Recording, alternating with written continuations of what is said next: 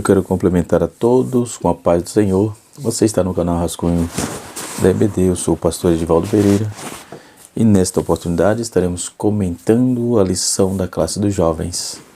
Lição que tem como título geral O Perigo das Tentações. A lição de número 8 é a lição que estaremos ministrando nesse próximo dia 22, que estaremos aprendendo também, obviamente, onde estaremos estudando sobre o tema a tentação de fugir do julgamento de Deus. O texto ele é pautado em Jeremias, a lição é pautada em Jeremias capítulo 17, no versículo 1 até o versículo 10. E no capítulo 17 nos diz assim: o pecado de Judá está escrito em um ponteiro de ferro, com ponta de diamante gravado na tábua do seu coração e nos ângulos dos seus altares. Seus filhos se lembram dos seus altares e os seus bosques e das aves verdes sobre o alto outeiro. Ó minha montanha no campo, a tua riqueza e todos os teus tesouros darei por pressa, como também os teus altos por causa do pecado. E em todos os teus termos. Versículo 4. Assim, por ti mesmo te privarás da tua herança que te dei, e fartei servir os teus inimigos na terra porque que não conheces, porque o fogo se acendesse da minha ira e arderá para sempre. Versículo 5 diz: assim diz o Senhor, maldito o homem que confia no homem e faz das carnes o seu braço, aparta o seu coração do Senhor. Porque será como tamareira no deserto, e não se sentirá quando vem o bem. Antes morarás nos lugares secos do deserto, as terras salgadas e inabitáveis. Bendito o varão que confia no Senhor, cuja esperança é o Senhor. Porque ele será como ave plantada junto ao ribeiro, que se estende as suas raízes para o ribeiro de água, e não se receia quando vem o calor, mas a sua folha fica verde, e no ano da sequidão não se afadiga e nem deixa de dar fruto. Enganoso é o coração do homem mais do que todas as coisas, e perverso quem o conhecerá?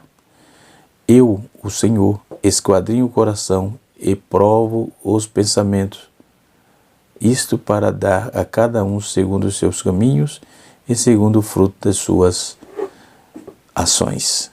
Nessa lição, estaremos estudando sobre o cenário de Judá e a tentativa de Judá sair da presença de Deus para não enfrentar o juízo. Para não enfrentar o juízo. E nessa questão nós vamos observar os pecados e as suas consequências, as terríveis consequências. Isso a partir do capítulo 8, capítulo 1 ao capítulo 17, ou melhor. Isso a partir do capítulo 17, versículo de número 1 até o versículo 18. O profeta mostra que a apostasia de Judá está profundamente encardida no caráter da nação. Somente o verdadeiro arrependimento pode pagar por ela. As mentes corrompidas do povo fecham o caminho da contrição e perdão.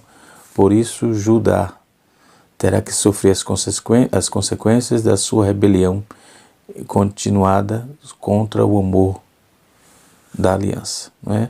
No versículo 1 até o capítulo 4, do versículo 1 até o versículo 4 do capítulo 17, Judá está enraizado tão profundamente das transgressões que seu pecado é indestrutível.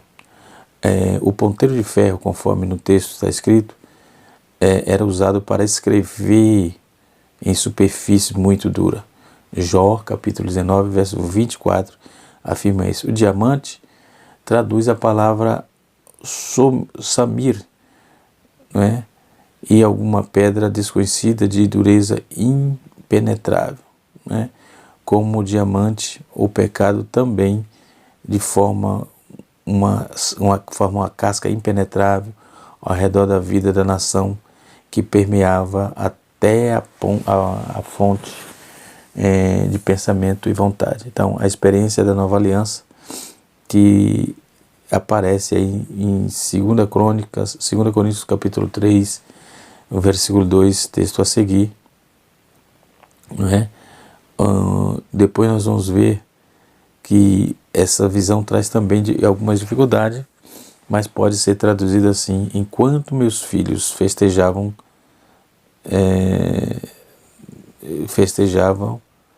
enquanto meus filhos festejavam ao redor dos seus altares, os seus postes ídolos ao lado das árvores frondosas sobre montes altos. Postes ídolos aqui é Arsenis, ou seja, em hebraico era representado aí a deusa cananita de Acera, não é? Colocada aí ao lado do altar, enfim. Então tudo isso vem sendo pautado. O povo tinha deixado de buscar a Deus e a situação começou a piorar. Nesta lição nós temos alguns exemplos. Por exemplo, aí eu fiz aqui as anotações. A sociedade estava se deteriorando economicamente, politicamente e espiritualmente. As guerras dominavam o cenário mundial, né? A palavra de Deus era considerada ofensiva, né? Era considerada uma ofensa. Hoje não é diferente. Hoje tem grupos que querem totalmente banir a palavra de Deus, né? Mudarem a palavra de Deus, atualizarem a palavra de Deus para caber os seus atos libidinosos, pecaminosos, nefasto, não é? E isso está reprovado pela própria Bíblia, não é? Nós vemos Deus propõe ao arrependimento, o arrependimento diário, que é iminente. O juízo de Judá é executado pelas mãos da Babilônia. Deus colocou na mão dos seus inimigos para poder cuidar disso, né?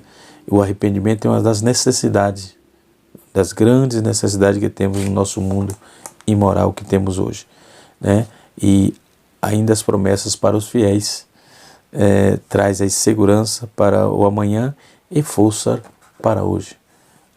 Repito, as promessas de Deus para os fiéis traz esperança para amanhã e força para hoje, ok? Então, baseado nessas questões, nessa reflexão, nós vamos começar a nossa aula aqui, ok? Nós vamos observar que todo o texto de Jeremias, capítulo 1, verso 17, no versículo 1, capítulo 17, versículo de 1 a 10, ou melhor, no versículo 5 até o versículo 10, Deus fala sobre a confiança, que era um pré-requisito para a aliança. Aqui Jeremias está expressando aí o princípio geral, né? À luz dos namoros periódicos de Judá com Babilônia, com Egito, né? Quando se refere ao arbusto, que é ar, refere-se também à tamareira, uma pequena árvore medicinal, né? De aparência especialmente rude e nua, né? que não verá quando vier o bem, ou seja, não verá quando vier bem algum. Então tem aqui algumas tipologias que nós vamos dissecar a partir de agora, ok? Vamos ver todo o conteúdo da nossa lição que temos hoje. No primeiro tópico da nossa lição está escrito o cenário de Judá. No segundo tópico da nossa lição é maldito o homem que confia no homem. E o terceiro e último tópico da nossa lição é melhor confiar no Senhor. Então, podemos observar que essas informações, elas estão pautadas para o nosso aprendizado. Então, jovens, confiar no Senhor, não fugir dos propósitos de Deus, é o fundamental para que você venha ter prosperidade, ter crescimento, ter visão, ter renovo, ter curas, libertação, vidas transformadas. Caso contrário, isso não acontecerá senão o juízo de Deus, né? Que é um problema para o pecador, tanto para pessoas como para a nação, né? Observe que por intermédio de uma pessoa, uma nação se deteriora todinha. Deus, ele é justo e pela sua justiça ele faz o que lhe apraz, né? Quando Jeremias diz: maldito o homem que confia no homem e faz da carne do seu braço e aparta seu coração do Senhor, Jeremias, ele vai traçar toda a visão dessa drástica situação que estava passando em Judá. Nós vamos ver que nesse capítulo, né, nesse versículo, os primeiros versículos, compõem 4 partes variadas, né? Nós vamos ver agora quais as partes, né? Nós vamos ver que essas partes estão no versículo de 1 a 4, no versículo de número 5 até o versículo 8, no versículo 9 até o versículo 11 e do versículo 12 e 13, né?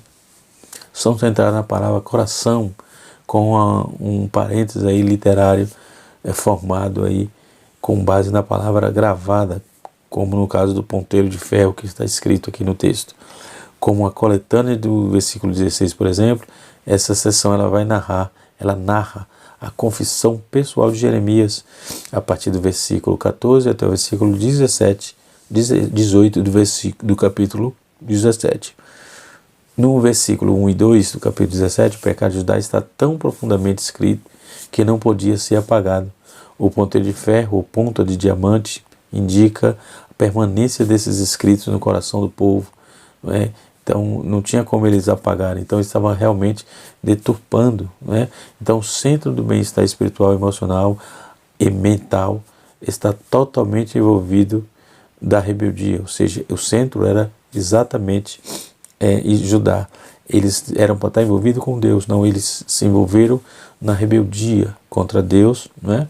Então as pontas, que quer dizer o chifre, dos seus altares, que era Ara, no caso, são escavações em Israel que revelam altares com chifres em locais como Dan, Berseba, Arad e alguns outros que pode encontrar manchas de sangue mesmo depois de mais de 2.500 anos, né? Então, em Jerusalém e outras cidades foram demolidas, saqueadas pelos babilônicos. Os tesouros remanescentes do templo, né, foram levados pelos exércitos de Nabucodonosor até a Babilônia, né?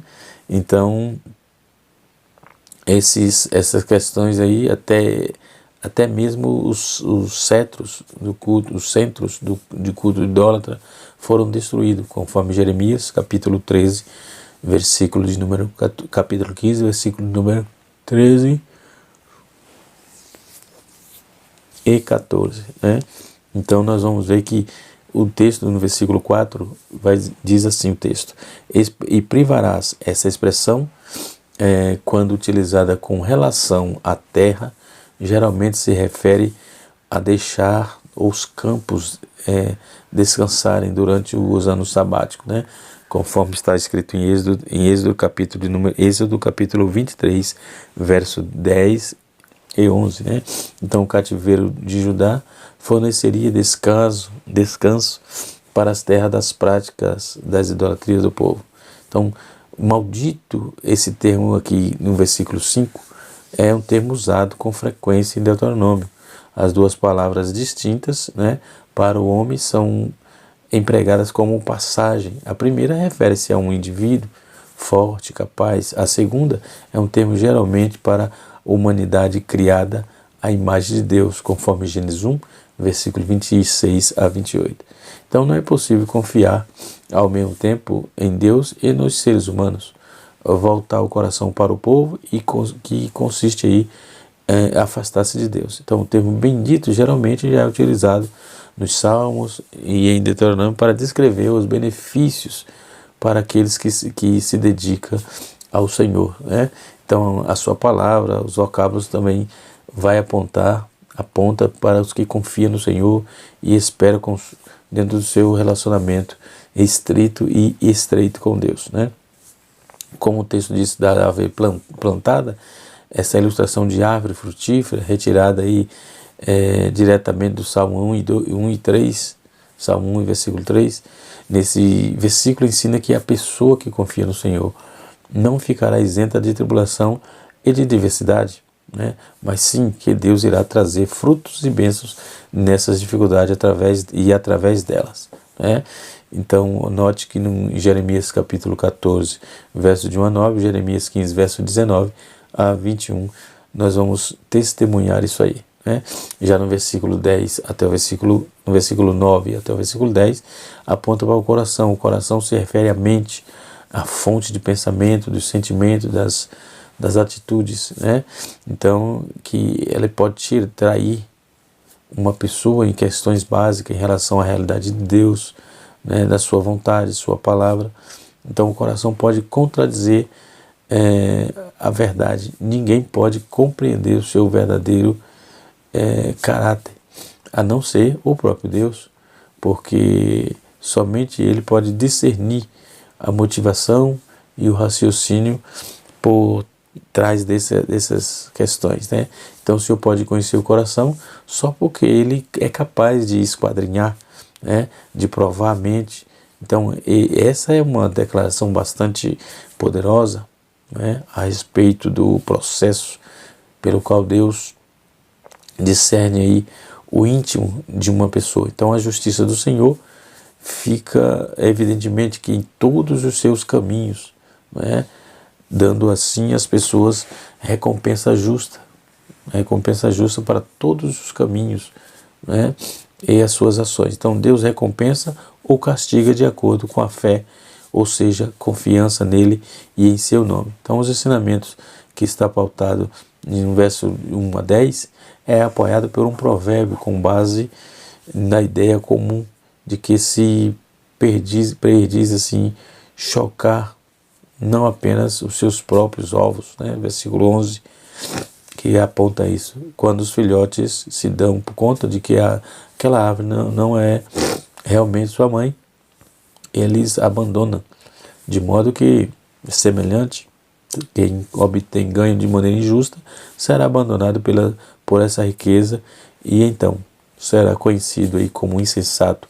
Insensato nesse trecho refere-se à pessoa que sem caráter, sem moral, antiético ou sem espiritualidade nenhuma, não é espiritual, ok? Então um trono de glória, por exemplo, posto bem alto, refere-se ao templo de Jerusalém, né? A arca do concerto, símbolo da presença de Deus, e assim sucessivamente. Tudo isso, e a soberania de Deus, tudo isso estava sendo afrontado devido aos pecados de Jerusalém. Era um negócio bastante horrendo, né? E Deus não deixou passar, Deus não deixou por menos, né? Deus cobrou, né? Até porque para não deturpar a sua justiça, né? Porque Deus é justo, né? E assim sucessivamente. Nós vamos ver que toda parte, né, de que Deus falou que cuidaria, isso Ele fez, né? E alguns círculos cristãos, por exemplo, as pessoas utilizam versos da Bíblia para colocar em xeque a amizade de um irmão, dando a entender que se confiarmos uns nos outros, decepcionaremos profundamente, né? Mas a Bíblia diz que aquele que serve ao Senhor não tem esse problema. Então essa forma jocosa de brincar com as questões da confiança remonta numa época quando a nação de Israel, tentando fugir do julgamento, lhe estava destinado por causa dos seus pecados, né? Buscou ajuda de homens estrangeiros para uma guerra, tentando aí preservar sua soberania e se esquecendo da sua proteção real, que era o Senhor, né? Então Jeremias, um dos profetas de Israel, ele contextualiza, conforme vimos na exegese do texto, né, que fizemos, essa fala aí mostrando aí o perigo de abandonar o Senhor e ceder à tentação. Então pedir ajuda aos homens, veremos aí que Israel tentou fugir do julgamento de Deus por seus pecados, imaginando que o que estava por vir é somente uma nação tentando subjugá-lo, né? Primeiro, nós vamos ver o Senado de Judá como é que estava. Então Jeremias, seu ministério, vai traçar isso aí, né? Porque Deus usa o ministério de Isaías para esta questão, né? Então, para que a entrada do profeta trazia, para que se entenda melhor, o profeta trazia de Deus o que é preciso, trazia por Deus, a profecia era entregue por Deus, por meio dos profetas, que era preciso. Então, veja que o profeta foi usado por Deus para trazer a mensagem de advertência, né? O profeta Jeremias, por exemplo. Aí Matthew Henry, ele realça isso através de 5 pontos desse profeta. Primeiro, ele foi desde muito cedo um profeta. Ele começou jovem e assim pôde aí dizer, a partir da sua própria experiência: bom é para o homem suportar o jugo da sua mocidade. Em Lamentações capítulo 3, verso 27. Já o comentarista Jerônimo, ele observa que Isaías era o mais velho que Jeremias, era mais velho, e teve sua língua tocada como a brasa viva, né, por ter sua iniquidade tirada. Em Isaías 6, verso 7. Né? Outro ponto importante, que eu falei de 5, não é? Outro ponto importante é que Jeremias continuou por muito tempo como um profeta. Alguns calculam aí 50 anos, outros mais de 50 anos. Né? Ele começou no 13º ano de Josias, quando as coisas iam bem sobre o reinado, né? Desde o bom rei, mas continuou durante os reinados maus que se seguiram. Né? Quando vamos ver também, um outro ponto interessante é que ele foi um profeta reprovador, enviado em nome de Deus para anunciar a Jacó a respeito dos seus pecados, né? E adverti-lo contra o juízo de Deus que se aproximavam deles. Né? Os críticos observam que, portanto, o seu estilo ou maneira de falar é a mais clara e rude e menos gentil do que os demais, com o exemplo de Isaías e alguns outros profetas. Então, aqueles que são enviados para revelar o pecado deve se manter à distância das atraentes palavras de sabedoria do homem. Né? Deve se manter elogios, afagos, tapinhas no ombros. Isso é um prejuízo. Então, quando o homem tratando os seus pecados, abordando direta e mais indicada aí, essa é a intenção, é levá-los ao arrependimento. Essa era a proposta de Deus para ajudar. Né? Então, quando o homem, outro ponto importante, nós vamos ver que ele foi um profeta que chorava muito. Assim, ele é comumente chamado como um profeta chorão. Não só porque ele escreveu o livro de Lamentações, mas porque desde o princípio ele foi triste, ele foi um triste espectador dos pecados do seu povo e dos juízos, né, desoladores que se aproximavam dele. Né? Talvez aí, por essa razão, aqueles que imaginavam que o nosso Salvador era um dos profetas, pensavam que ele era também mais uma semelhança, né? Conforme era semelhante a Jeremias, conforme Mateus 16, verso 14. Ele era um homem de dores experimentado nos trabalhos ou nos seus pesares. Aqui, trabalho quer dizer. E no quinto ponto interessante aqui, e último, que o Matthew Henry fez, é que ele foi um profeta sofredor. Então ele foi um profeta sofredor, ele foi um profeta que chorava muito, ele foi um profeta reprovador, ele foi um profeta que continuou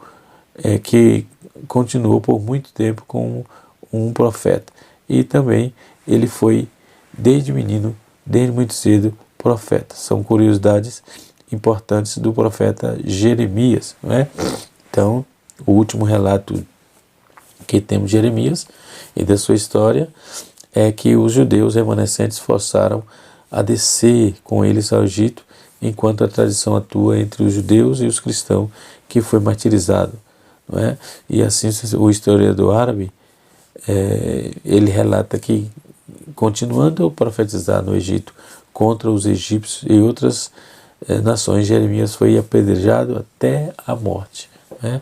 Então, era muito tempo depois disso, Alexandre entrou no Egito, ele tomou os ossos de Jeremias que estava enterrado, né?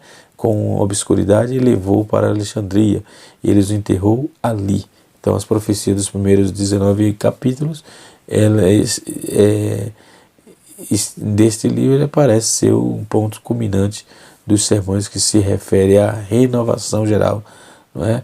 A reprovação, ou melhor, renovação não, reprovação geral dos pecados, né? Nós vamos ver que as profecias dos primeiros 19 capítulos apontam para isso, né? E assim sucessivamente. Então, podemos observar o quão drástico é, né, que um homem peca contra o Senhor e acaba tendo dificuldade de lidar com a situação, né? Nós vamos ver no livro apócrifo, em Baruque, capítulo 16, deixa eu achar aqui,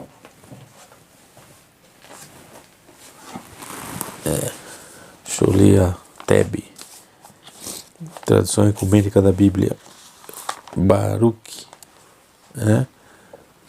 Eu achei, capítulo 6. Vamos ver o que está escrito, né? Nos escritos apócrifos existe uma epístola que é considerada como um trecho se descrito aos cativos de Babilônia, né? E esse livro é Baruque. Cadê aqui? Isso trata do livro de Baruque, no capítulo 6. Aqui não tem capítulo.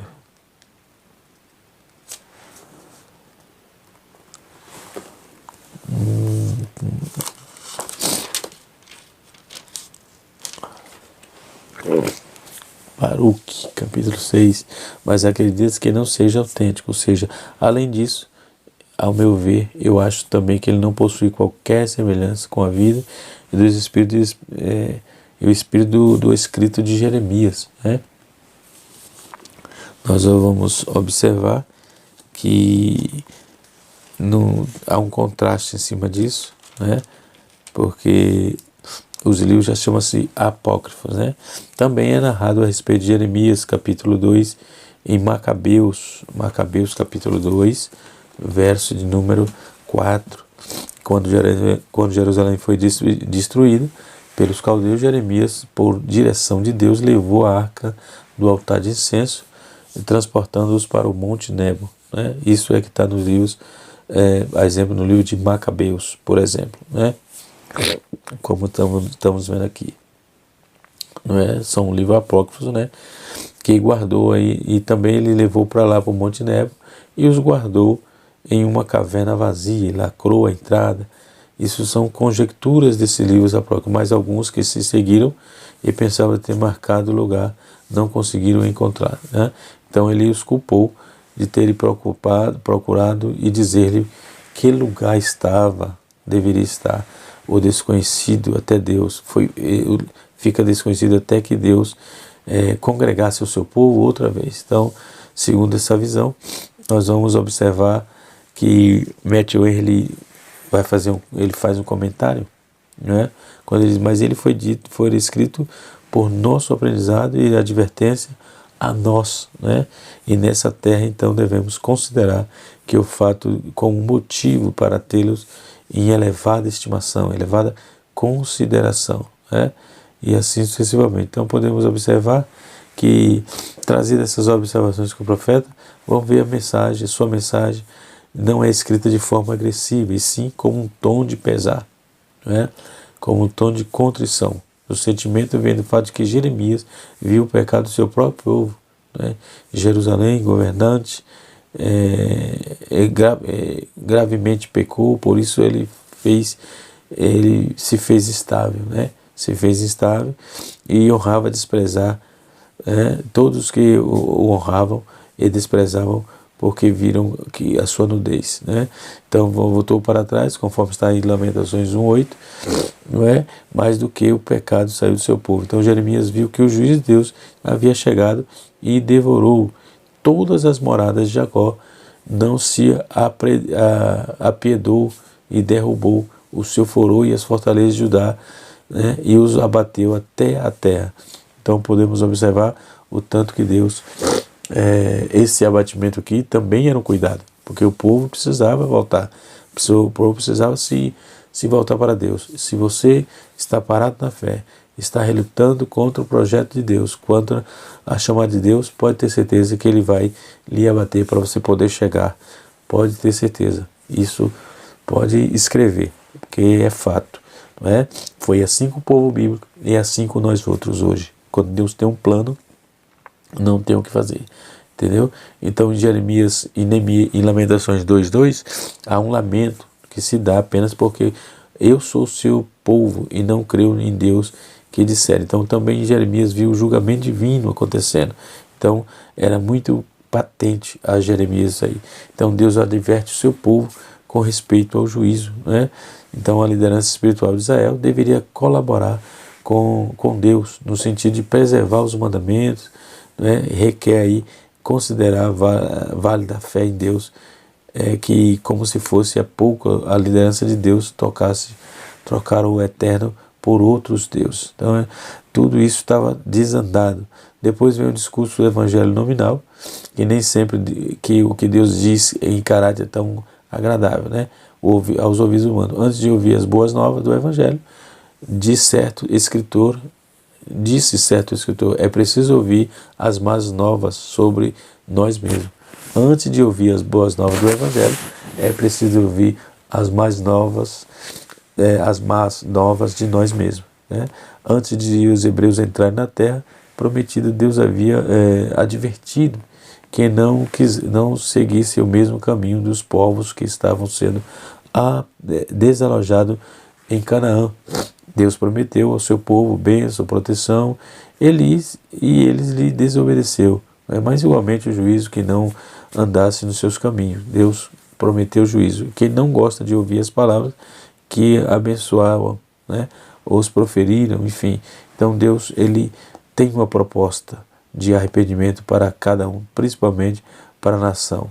Ok? Que Deus em Cristo nos abençoe, que o Espírito de Deus continue sobre as nossas vidas e até a próxima aula, se Deus assim nos permitir. Canal Rascunho da EBD, ensinando para transformar vidas.